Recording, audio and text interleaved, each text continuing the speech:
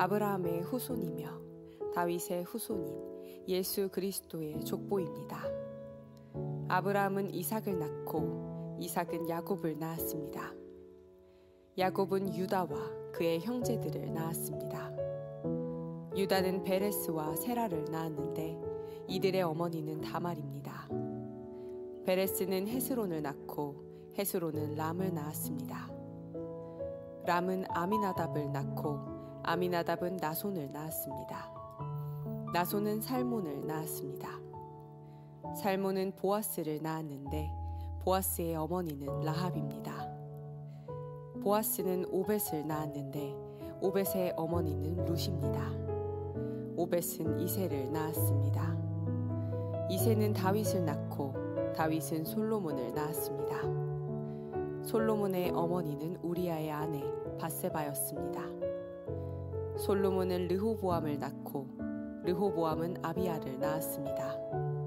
아비야는 아사를 낳았습니다. 아사는 여호사밧을 낳고 여호사밧은 요람을 낳았습니다. 요람은 우시야를 낳았습니다. 우시야는 요담을 낳고 요담은 아하스를 낳았습니다. 아하스는 히스기야를 낳았습니다. 히스기야는 므낫세를 낳고 므낫세는 아몬을 낳았습니다. 아몬은 요시야를 낳았습니다. 요시야는 여고냐와 그 형제들을 낳았는데 이때는 백성들이 바빌론으로 끌려갈 무렵이었습니다.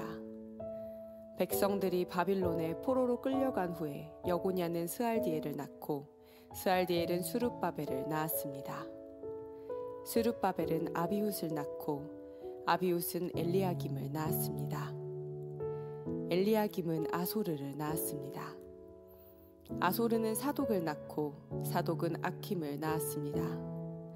아킴은 엘리훗을 낳았습니다. 엘리훗은 엘르아사를 낳고 엘르아살은 맏단을 낳았습니다. 맏단은 야곱을 낳았습니다. 야곱은 마리아의 남편이 되는 요셉을 낳았습니다. 그리스도라고 하는 예수님은 마리아에게서 태어났습니다. 그래서 아브라함부터 다윗까지 14대이고 다윗부터 바빌론으로 끌려간 때까지 14대입니다. 그리고 바빌론으로 끌려간 때부터 그리스도가 태어난 때까지 14대입니다. 오늘부터 우리는 12월 한 달 동안 예수님에 대해서 깊이 생각해보는 시간을 가지려고 합니다. 우리와 함께 계시는 하나님이라는 뜻인 임마누엘은 예수님의 또 다른 이름입니다. 예수님은 어떻게 우리와 함께 계시는 하나님이 되셨을까? 그분은 다가오시고 찾아오시는 하나님으로 임마누엘이 되셨습니다. 그렇게 찾아오시고 다가오시는 이유는 우리를 향한 사랑 때문이었습니다.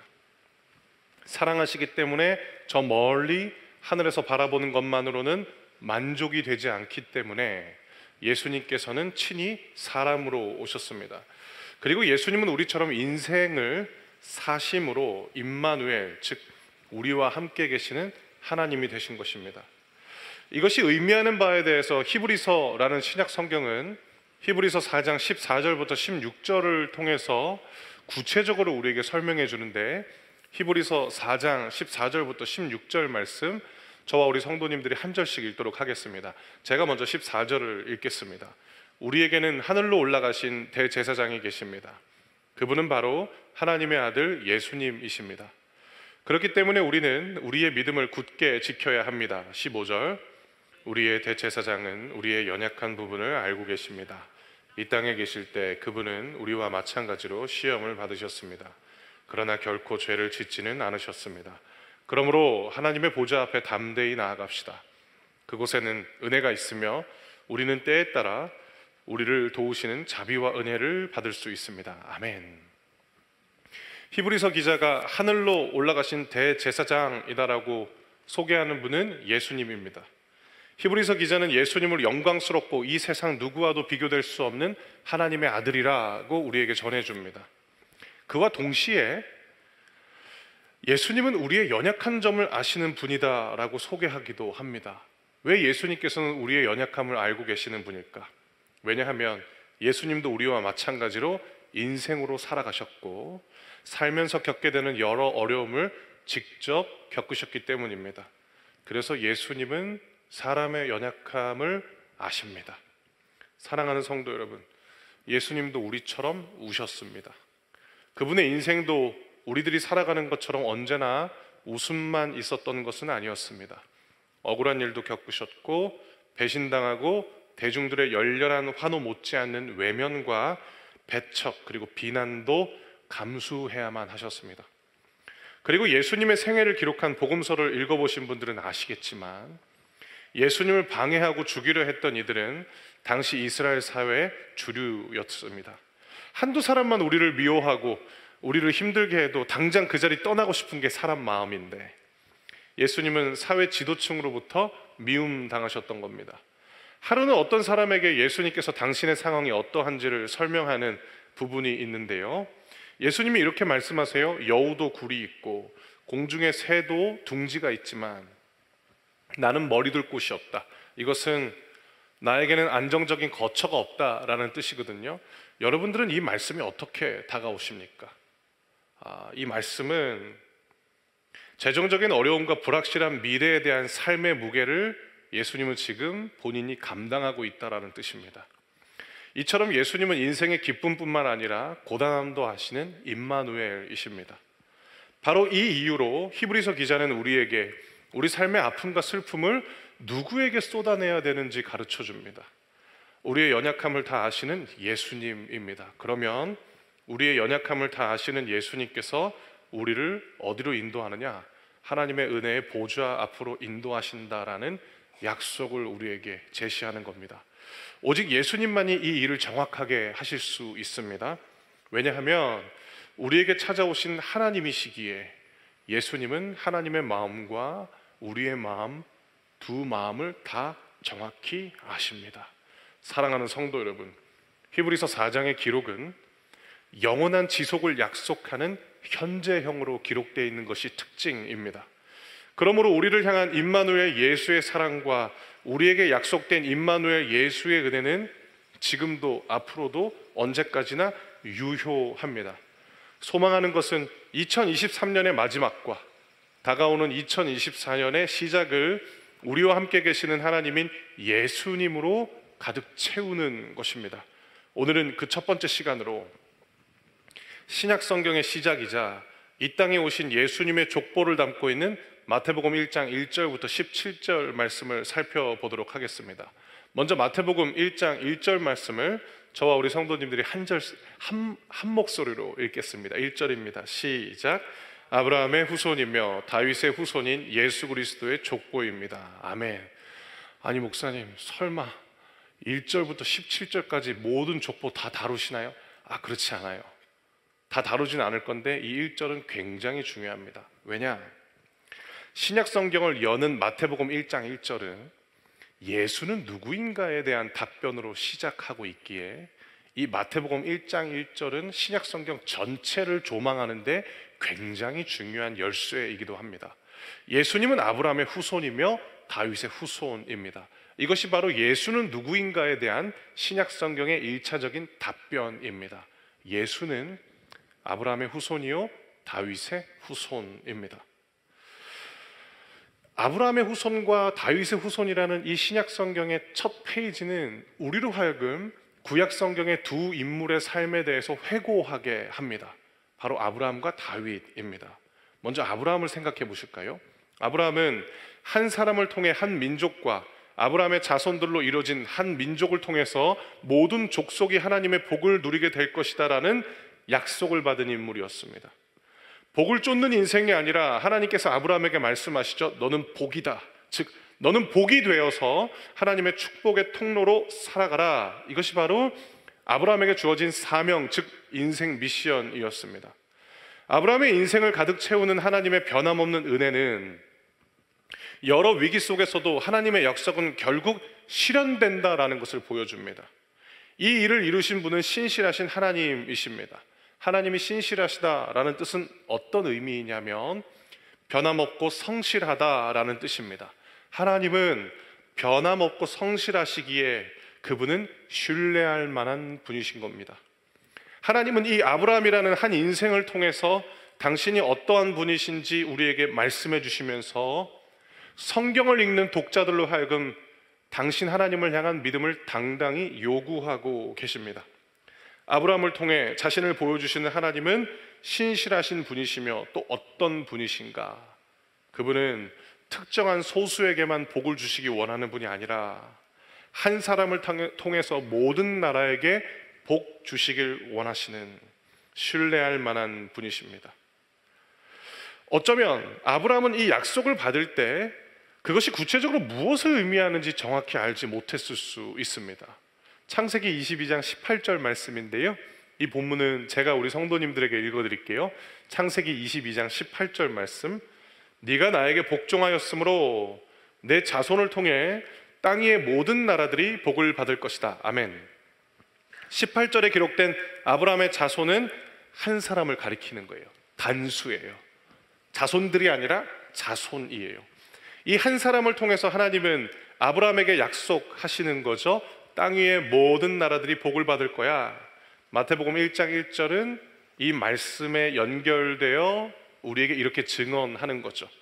바로 이 한 사람이 아브라함의 자손인 임마누엘 예수라는 것입니다. 예수님은 누구신가? 하나님이 약속하신 아브라함의 자손이요 땅의 모든 나라들이 복을 받게 하는 분이다 라는 것이 신약 성경의 시작이자 선언인 것입니다.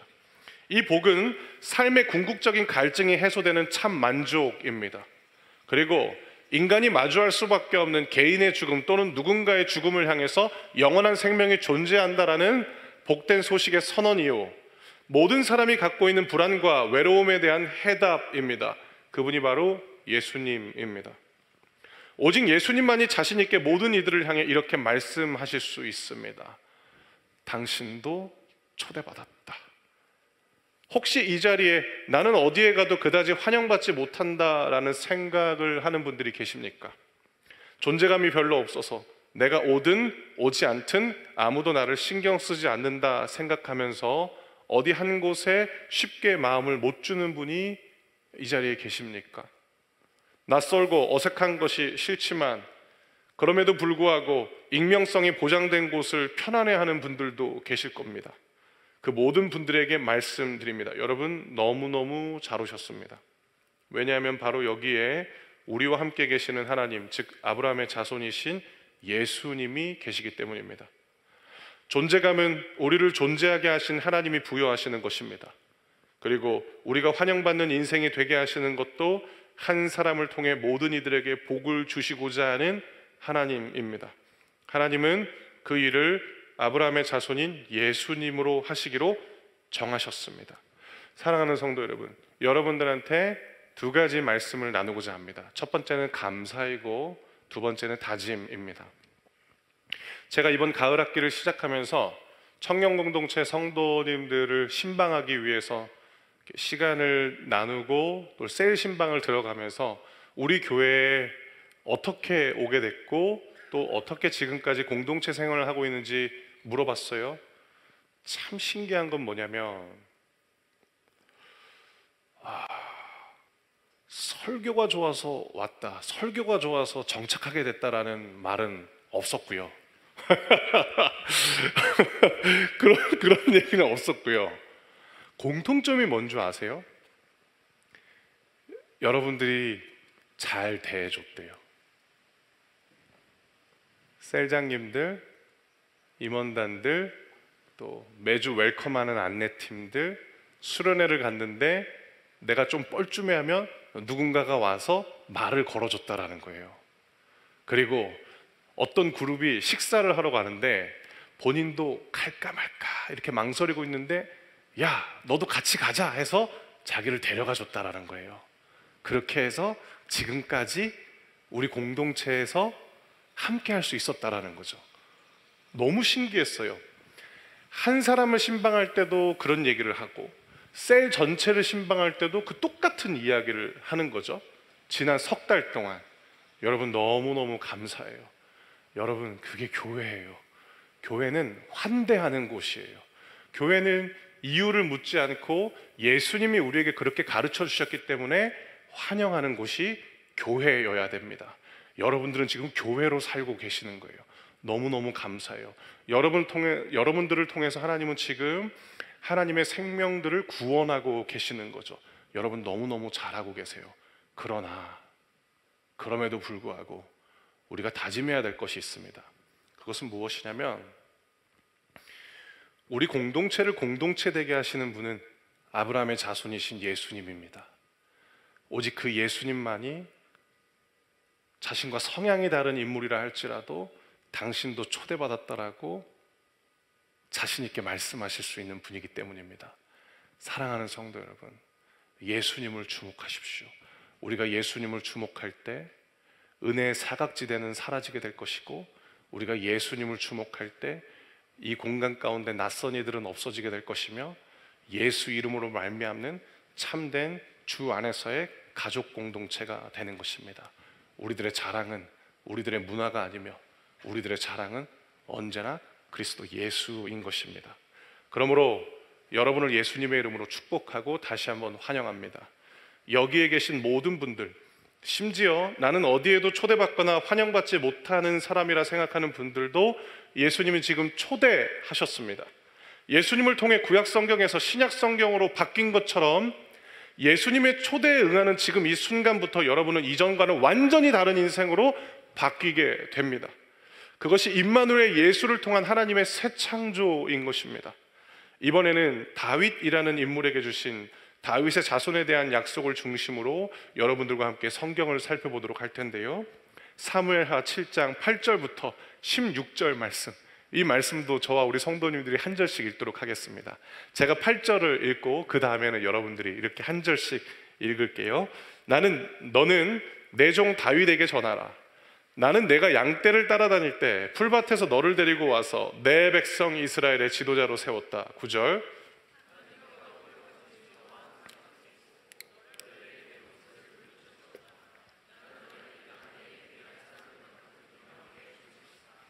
그리고 내 백성 이스라엘을 위해 한 곳을 정하여 거기에서 내 백성들이 정착하여 자기들 집에서 살 수 있게 하겠다.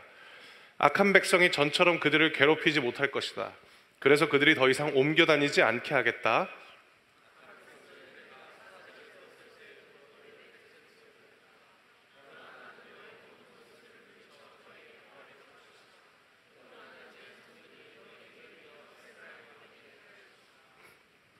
네가 나이 많아 죽을 때에 나는 너의 몸에서 태어날 아들들 중 하나를 왕으로 세워 그의 나라를 굳건하게 해주겠다. 13절.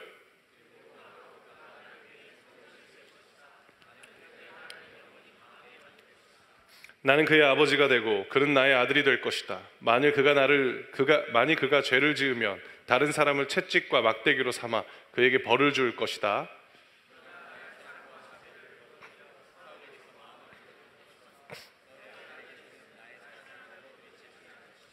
너의 집안과 너의 나라는 내 앞에서 영원히 이어질 것이다. 아멘. 우리가 방금 읽은 말씀 중에 사무엘하 7장 9절에 임마누엘 하나님이 등장하게 됩니다. 다윗은 강한 왕이었습니다. 그는 어째서 강한 왕이 되었을까? 답이 바로 9절에 나와 있다는 것입니다. 하나님이 다윗과 늘 함께 하셨기 때문입니다. 사랑하는 여러분, 혹시 이 자리에 자신의 연약함 때문에 미래에 대한 불안감에 짓눌려 있는 분들이 계십니까? 걱정하지 마십시오. 여러분을 강하게 할 임마누엘 예수께서 오늘 여러분을 이 자리에 초대하셨기 때문입니다. 지금 이 순간 마음으로 예수님을 신뢰하고 앞으로 예수님께 도움을 구하면서 살아가신다면 여러분은 지금껏 경험해보지 못한 강함을 누리게 될 것입니다. 다윗은 오랜 시간 전쟁터에 있었습니다. 죽고 죽이는 전장이 다윗의 일상이었습니다. 하지만 다윗은 전쟁터에서 죽지 않고 나이가 들어 하나님의 품에 안겼습니다. 왜 그랬을까? 하나님이 말씀해 주십니다. 바로 하나님이 다윗의 원수들을 물리쳐 주셨기 때문입니다. 그러므로 임마누엘의 하나님은 승리의 하나님이시기도 합니다. 사랑하는 성도 여러분, 다윗의 인생을 통해 임마누엘 하나님을 자주 묵상하시길 바랍니다. 함께 하시는 하나님이 여러분을 강하게 하실 것이고 여러분에게 부여하신 하나님의 꿈과 계획을 마침내 다 이루어 주실 것입니다. 승리의 하나님이 함께 하시기 때문에 여러분들의 인생의 말미에 하나님이 여러분들의 삶 가운데 부여하시는 믿음의 단어도 승리가 될 것입니다. 이제 하나님은 영원한 나라를 약속하셨습니다. 그 나라는 다윗의 아들, 즉 다윗의 자손을 통해서 세워질 나라이고 하나님을 위해 성전을 짓는 나라가 될 것이다 라는 것이 나단이라는 선지자를 통해서 하나님께서 말씀하신 것입니다.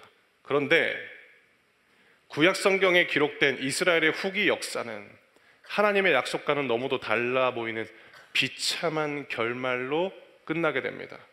구약 성경의 후반부로 갈수록 우리는 어떻게 구약 성경을 표현할 수 있는가? 슬픈 신음소리로 표현할 수 있습니다. 성전을 건축하고 엄청난 지혜를 보여주었던 솔로몬은 이내 타락해버렸고 이후 나라는 분열과 쇠락을 거쳐 주권마저 상실하게 되었습니다. 약 70년의 세월 동안 이스라엘 사람들은 비참한 포로 생활을 하게 되었고 포로 생활을 마치고 돌아와서 이스라엘 사람들은 하나님의 명령을 떠올리면서 성전을 건축하게 됩니다. 그런데 성전 다 지은 다음에 어떻게 됐는지 아세요? 서러워서 울어요. 감격해서 운 게 아니라 서러워서 울어요. 왜냐하면 솔로몬 시대 때의 성전은 너무나도 아름답고 영광스러웠는데 포로 시대를 거쳐서 자신들이 지었던 성전을 보니까 초라하기 짝이 없는 그들의 현실을 보여주는 것 같아서 그들은 성전이 건축되었지만 서러워서 울게 됩니다. 그리고 그렇게 초라하고 그들을 서럽게 만들었던 그 작은 성전마저 로마의 압제 아래서 불타고 무너져 내리게 됐습니다. 다윗 왕에게 주신 다윗의 자손에 대한 약속을 아는 이스라엘 사람들의 마음은 상실감으로 가득해졌습니다. 영원한 나라에는 어디에도 보이지 않았기 때문입니다. 그리고 성전은 폐허가 되어버렸습니다. 그런 이스라엘을 향해 신약 성경은 다시 하나님의 약속이 주어졌음을 선언하고 있는 것입니다. 그것이 바로 다윗의 자손인 예수님에 대한 의미인 것입니다.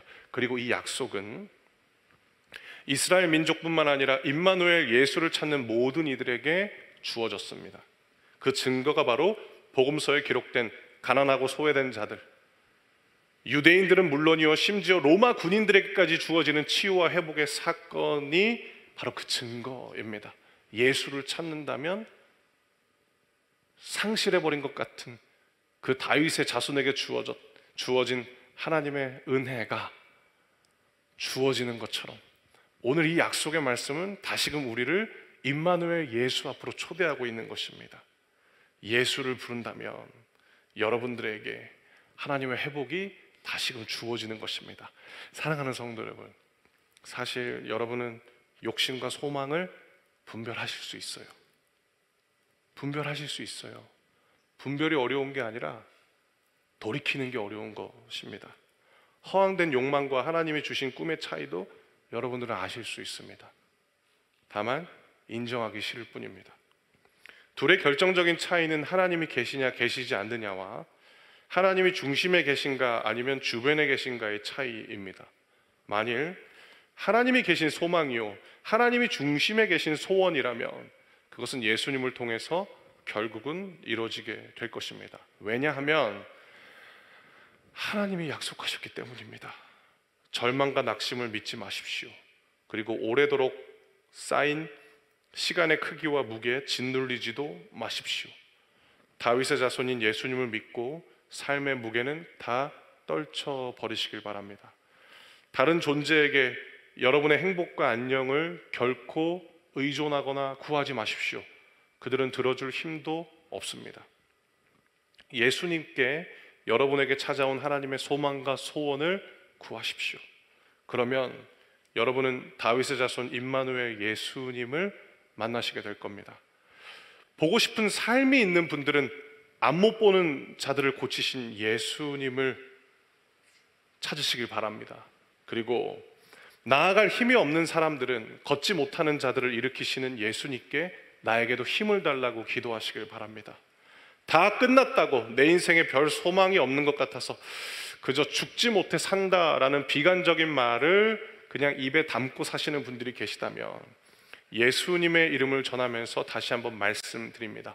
사랑하는 성도 여러분, 다윗의 자손이신 예수는 죽은 자를 일으키시는 분이십니다. 그분이 절망과 낙심에 사로잡힌 우리도 능히 일으키실 수 있습니다. 모든 이들에게 하나님의 복을 주시는 아브라함의 자손, 잃어버린 줄 알았던, 다 끝난 줄 알았던 것을 되찾아 주시고 다시 시작하게 하시는 다윗의 자손, 이분이 바로 지금도 앞으로도 여러분과 함께 계시는 임마누엘, 하나님이요 임마누엘 예수 그리스도라는 것입니다. 이제 마태는 예수님의 족보를 통해 다시 한번 임마누엘 예수의 초대가 어떤 성격을 띠고 있는지 우리에게 전해줍니다. 예수님의 초대는 모든 이들을 향한 사랑의 초청입니다. 복음서에서는 예수님의 족보가 두 곳 나와요. 물론 오늘은 한 곳만 살펴볼 거예요. 그래도 소개는 해드릴게요. 우리가 방금 읽고 있는 마태복음 1장하고요, 다른 한 곳은 어디냐면 누가복음 3장입니다. 두 족보의 차이점들이 소소하게 있지만 가장 큰 차이점 중에 하나가 무엇인가? 마태복음에는 당시 족보에는 등장하지 않았던 여인들이 등장합니다. 그것도 5명이나 등장합니다. 당시 여인들에 대한 인권은 거의 존재하지 않았기 때문에 여인들은 인구수에 포함도 되지 않았습니다. 그렇기 때문에 족보의 여인들이 등장할 일은 만무했습니다. 로마 사회도 그렇고 유대 사회도 동일했습니다. 하지만 어째서인지 마태는 5명의 여인들을 예수님의 족보에 포함하고 있습니다. 그것이 신약 성경을 여는 첫 페이지였습니다. 왜냐하면 당시 사회가 어떠한 메시지를 내든지 간에 하나님은 처음 사람을 창조하실 때부터 남자와 여자 모두 하나님의 형상이라고 선포하셨기 때문입니다. 그렇기 때문에 마태는 남자와 여자 모두 예수님께 초대받았음을 전하는 마음으로 족보에 싣고 있는 것입니다. 그리고 5명의 여인들은 저마다의 특징을 담고 있는 인생들을 대변합니다. 가장 먼저 등장하는 마태복음 1장 3절의 다말이라는 이 여인은 어떤 사람이었는가? 살기 위해서라면 사회적 윤리도 저버릴 수 있는 인물을 대변합니다. 다말이라는 여인이 처음 결혼했을 때 그 남편이 죽게 됐어요. 당시 여인들은 경제활동을 할 수 없었기 때문에 남편의 남동생과 이 다말이라는 여인은 2번째 결혼을 하게 됩니다. 그런데도 안타깝게도 둘째 아들도 죽게 됩니다. 자, 이 여인에게는 생을 이어가기 위한 선택은 하나뿐인 거예요. 자신의 시아버지의 셋째 아들, 그러니까 또 다른 남동생이랑 결혼해야지 이 여인은 살 수 있었던 거죠. 하지만 그녀의 시아버지는 3번째 아들도 두 아들처럼 죽게 될까봐 다말에게 셋째 아들과 혼인시켜줄 생각이 도무지 없었습니다. 그렇게 되자 다말은 어떻게 했는가? 시아버지를 속여서 시아버지의 아이를 임신해서 자신의 삶을 이어나가게 됩니다. 이것이 예수님의 족보의 첫 번째 등장하는 여인이었습니다. 두 번째 여인은 마태복음 1장 5절에서 기록하고 있는 험한 인생을 살다 어느 날 하나님에 대한 소문을 접하고 살기 위해서 하나님을 믿게 된 기생 라합이었습니다. 세 번째 여인은 누군가? 마태복음 1장 5절에 기록된 이스라엘의 총회에 참석할 수 없는 혈통을 가졌던 모압 여인 룻이었습니다. 물론 룻은 하나님을 선택하여 유다 베들레헴에 정착합니다. 하지만 그는 엄연히 모압 여인이었습니다. 여러분의 눈에도 보이시죠? 지금 죄인과 이방인의 피가 예수님의 족보에 흘러 들어왔습니다. 네 번째 여인은 6절에 기록된 우리아의 아내 밧세바인데 그녀는 어떤 인생을 대변하는가? 맞아요. 상처로 얼룩진 인생을 대변합니다. 다윗의 일생을 아는 분들은 다 아실 것입니다. 다윗의 범죄로 사랑하는 남편 우리아를 잃어버린 밧세바라는 이 여인, 그녀는 다윗에게 어쩌면 자신의 범죄를 떠오르게 하는 사람이 되었을지도 모르겠습니다. 그녀가 의도한 것이건 간에 의도하지 않았건 간에 다윗의 범죄로 인하여서 그녀는 결국 상처 많은 인생이 된 것은 변함이 없습니다. 그리고 이들 네 사람들과는 결을 달리하는 마지막으로 등장하는 여인이 있는데 바로 16절에 나오는 5번째 여인은 마리아였습니다. 그러면 마리아는 어떤 인생을 대변하는가? 마리아는 신실한 성도를 대표합니다. 순종하면 자신의 삶이 무너질 수도 있음에도 불구하고 하나님의 말씀이라면 그 말씀을 따르는 흔들림 없는 믿음을 갖춘 성도를 대변하는 여인이었습니다. 자, 참 신기해요.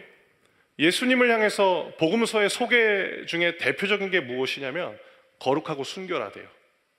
그분은 정결한 분이래요. 부정한 사람이 손을 대도 예수님의 정결함은 사라지지 않아요. 그 정결함으로 가득한 인생 가운데 지금 부정한 사람들이 흘러 들어왔어요. 그리고 유대인들의 관점에 비추어 보자면 이방인의 피는 부정했어요. 근데 지금 예수님의 족보에 이방인의 피가 흘러 들어왔어요. 그럼에도 불구하고 임마누엘 예수의 정결함은 단 한 곳도 손상되지 않았다라는 것. 그리고 이 5명의 여인들을 통해서 마태는 신약 성경의 첫 페이지를 이렇게 여는 것입니다. 당신도 초대받았다. 당신이 어떠한 부류의 인생이건 간에 임마누엘 예수의 족보에 당신이 설 자리는 여기 있다. 이것이 바로 복음인 것입니다. 이제 오늘 설교를 정리하겠습니다. 기독교 신앙에서 말하는 믿음의 핵심은 무엇이냐? 사랑하는 성도 여러분, 꼭 기억해 주세요. 믿는 자에게 믿음의 핵심이 있는 것이 아니라 믿는 대상에게 우리 믿음의 핵심이 있습니다. 다양한 인생들이 아브라함의 후손이며 다윗의 후손인 예수 안에서 거룩하고 순결한 예수의 족보를 이뤄간 것처럼 남들 보기에 여러분의 믿음이 좋아 보일 수도 있고 연약해 보일 수도 있겠지만 그런 거 별로 중요하지 않아요. 중요한 것은 여러분이 지금 누구를 믿느냐인 것입니다. 마태복음 1장은 너무나도 당당하게 우리에게 믿음을 요구하고 있습니다. 모든 이들을 초대하는 예수를 믿으라라는 것입니다. 예수님은 지금 여러분을 초대하셨습니다. 다른 사람이 아니라 여러분을 지금 초대하셨습니다. 그것도 눈에 보이는 초대장인 성찬의 테이블을 통해서 여러분들의 내면 가운데 각인시키고자 하는 것입니다. 이 성찬의 테이블로 예수님은 오늘 여러분들을 향한 당신의 사랑을 말씀하십니다. 매월 성찬의 테이블을 준비할 때마다 같은 기도 제목을 갖고 같은 마음으로 준비합니다. 그래서 오늘도 동일한 마음으로 준비했습니다. 그것은 무엇이냐? 사랑하는 성도 여러분, 오늘도 예수님으로 가득한 성찬의 시간 되길 주님의 이름으로 축복합니다. 제가 여러분들을 위해서 기도하고요, 우리 성찬 예식으로 나아가도록 하겠습니다. 제가 여러분을 위해서 기도하겠습니다.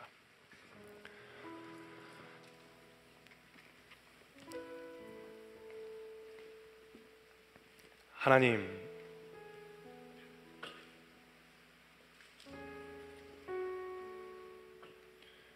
일주일 동안 우리들의 귀를 사로잡았던 수많은 소리들을 향해서 이 시간 하나님이라고 답합니다. 하나님, 듣지 말아야 될 소리들을 들어왔다면 그 모든 메시지들을 향하여서 하나님께서 말씀하여 주시옵소서. 잠잠하라. 그리고 하나님, 우리와 함께 계시는 하나님이라는 이름으로 우리에게 당신의 아들을 선물로 주셨는데 지금 이 순간 우리들의 마음과 예배하는 이 공간이 임마누엘이신 예수 그리스도 한 분만으로 충만해지게 하여 주시옵소서. 이 모든 말씀 우리 영혼에 참 만족이시고 십자가에서 우리를 살리시려고 모든 것을 내어주신 예수님의 이름으로 기도드렸습니다. 아멘.